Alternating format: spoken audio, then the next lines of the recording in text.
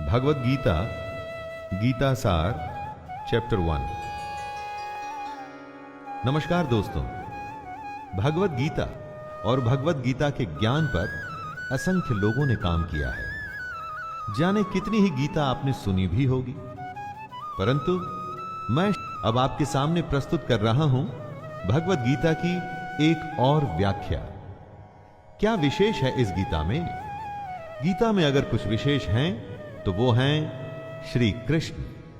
बाकी हम सब निमित्त हैं, साधन हैं। लेकिन ये मेरा खास प्रयास है कि हमारे आज के जमाने में ये ग्रंथ हमें रास्ता दिखाए, आसानी से गीता को हम सब समझ पाएं और अपने रोजमर्रा के जीवन में इसका उपयोग कर पाएं।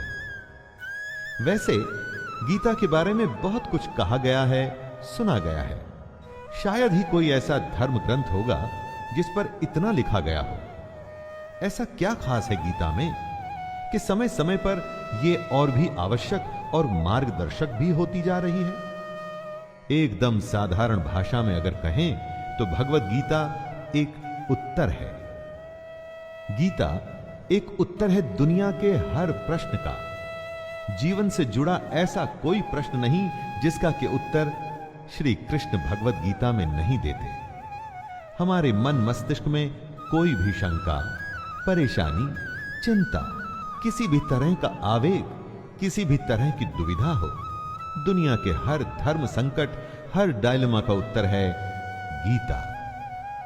भगवद गीता में 18 अध्याय हैं और हर अध्याय में वेदों और उपनिषदों का सार है।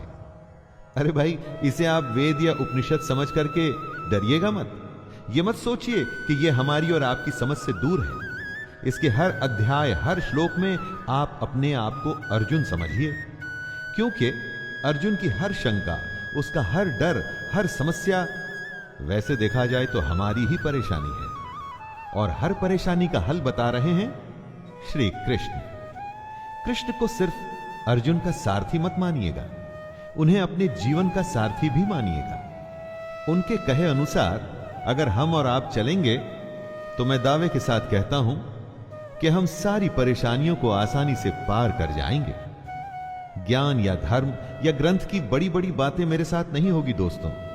यहां पर जीवन की प्रैक्टिकल सच्चाइयों और प्रैक्टिकल प्रॉब्लम्स की बात की जाएगी। तो आइए, मैं शैलेंद्र भारती आपको ले चलता हूं भगवद गीता के 18 अध्यायों के सफर पर।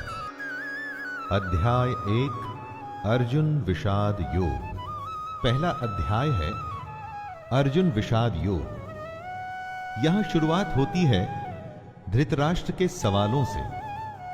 वो जानना चाहते हैं कि युद्ध में क्या हो रहा है, उनका पुत्र दुर्योधन और उनकी सेना क्या कर रही है, और साथ ही में पांडु पुत्रों की सेना क्या कर रही है। उसके बाद दोनों सेनाओं के शूर वीरों का वर्णन, और उसके बाद आता है अर्जुन का विषाद, मतलब कि उनका दुख, उनकी समस्या, उनका धर्म संकट।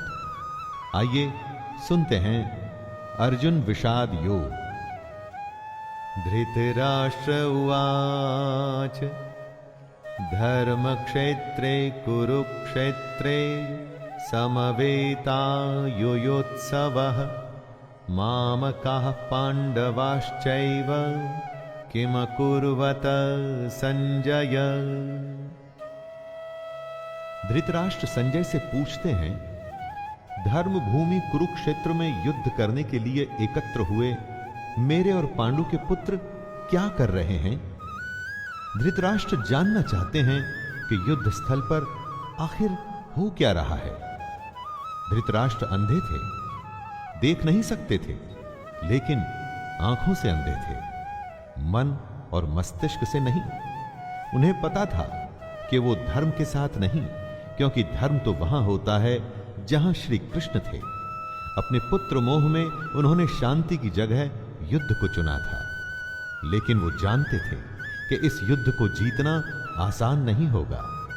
अपने जीवन में जब हम कुछ गलत करते हैं तो हम भी समझ रहे होते हैं दोस्तों कि हमारे किए का नतीजा शायद अच्छा ना हो। और ऐसा ही धृतराष्ट्र के साथ भी हुआ। वो भी इसी डर और इसी आशंका में दिखते हैं। संजय उवाच दृष्ट्वा तु पाण्डवानीकं व्यूढं दुर्योधनस्तदा आचार्यमुपसंगम्य राजा वचनमब्रवीत्। संजय आंखों देखा हाल बताते हुए उत्तर देते हैं, हे राजन, दुर्योधन पांडवों की सेना के व्यूह को देख रहे हैं और ये बात गुरु द्रोणाचार्य को जाकर के कहते हैं। संजय को दिव्य दृष्टि प्राप्त हुई थी। वो युद्ध से दूर होते हुए भी युद्ध को देख सकते थे। वो जो देख रहे थे वही बता रहे थे। इसमें वो अपनी तरफ से कुछ भी नहीं कह रहे थे, सिर्फ आंखों देखा हाल बता रहे थे युद्ध का। यानी जैसे हम लोग रनिंग कमेंट्री सुनते हैं, बस इसी तरह समझ लीजिए।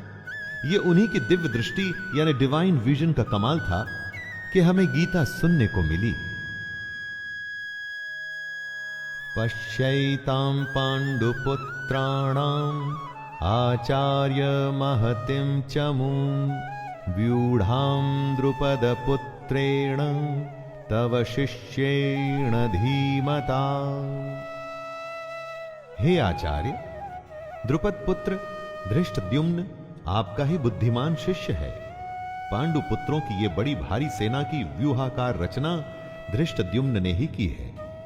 व्यूहाकार रचना का मतलब हुआ कि किस विशेष तरीके से सेना के योद्धा खड़े हैं। एक ऐसा व्यूह जिससे उस सेना के बीच घुसना असंभव हो, और अगर कोई उसमें घुसने में सफल भी हो जाता है तो कभी बाहर न आ सके। दोस्तों, जब शत्रु या समस्या को हम देखते हैं तो वो हमें बहुत बड़ी और विकराल दिखाई देती है, और मन में ये डर भी रहता है कि कुछ कर गुजर के अगर हम इसमें घुस भी गए तो क्या होगा? क्या हम बाहर आ पाएंगे? क्या हम जीत पाएंगे? ऐसी ही सोच से